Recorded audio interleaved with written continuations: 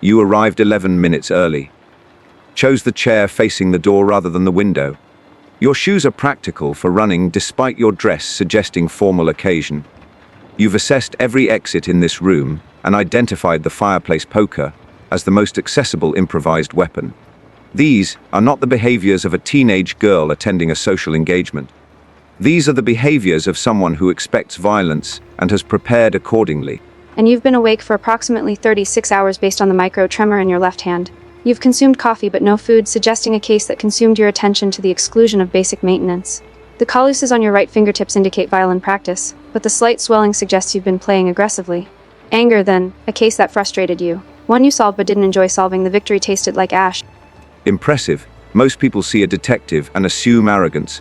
They miss the details that reveal the detective is also human, also flawed, also subject to the same limitations as everyone else. You looked past the reputation and saw the person. That's rare in adults. In someone your age, it's almost unprecedented. Who taught you to observe? My family. Addams is survived by noticing what others miss. My father can identify 17 types of poison by smell alone. My mother can read a room's power dynamics faster than most people read a menu. My brother can sense fear in mammals from 30 feet away. Observation isn't a skill in my household. It's a survival requirement. The alternative is becoming a specimen on someone else's dissection table. The Addams family. I've read the files. Eccentric aristocracy with a fondness for the macabre. Generations of wealth accumulated through means that investigators have never quite been able to categorize. Your Uncle Fester was declared dead 3 times and attended 2 of his own funerals. Your grandmother was suspected of witchcraft in 4 separate countries. Fascinating lineage. Most families hide their darkness. Yours displays it in the foyer. We find deception exhausting. Normal families spend enormous energy pretending to be happy, pretending their dysfunction doesn't exist, smiling in photographs while harboring resentments that will surface at holiday dinners for decades. We simply acknowledge what we are. My parents have tried to murder each other on multiple occasions. It keeps the marriage interesting. Honesty is more efficient than performance. I wouldn't know.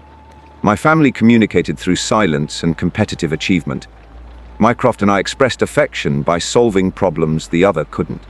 Our parents were present in the way furniture is present, occupying space without engaging with it. I learned early that emotional connection was inefficient.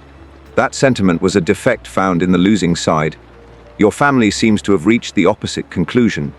That connection can coexist with darkness. Coexist. An interesting word. Most people assume darkness and love are opposites, that you cannot care for someone while also understanding the full spectrum of human depravity. My parents love each other precisely because they see each other completely. The violence is not separate from the affection. It is part of it. You, I suspect, separated these things long ago. Filed emotion in a drawer you rarely open. That works until the drawer rusts shut and you forget the combination. You speak with unusual confidence about the interior architecture of strangers. Does your observation extend to fictional characters? I've found that people reveal themselves through the stories they consume, the villains they find compelling, the heroes they secretly despise. Tell me, Miss Addams, what narratives have shaped your particular worldview? Tolkien, Lord of the Rings. Most people read it as a story about good defeating evil, light triumphing over darkness. They root for the hobbits and cheer when the ring falls into Mount Doom. I read it differently. I read it as a tragedy about corruption so profound it reaches across centuries to touch everything it encounters. Sauron lost, yes, but the ring he created nearly won. Even after his defeat, the damage echoed through generations. Sauron, I've considered him at length. From a purely analytical perspective, he represents the most sophisticated form of evil I've encountered in literature. Not the chaos of a Moriarty, not the madness of a serial killer. Calculated, patient, systematic domination spanning thousands of years. He didn't simply want to rule. He wanted to remake reality according to his design. Every free will subordinated to a single vision.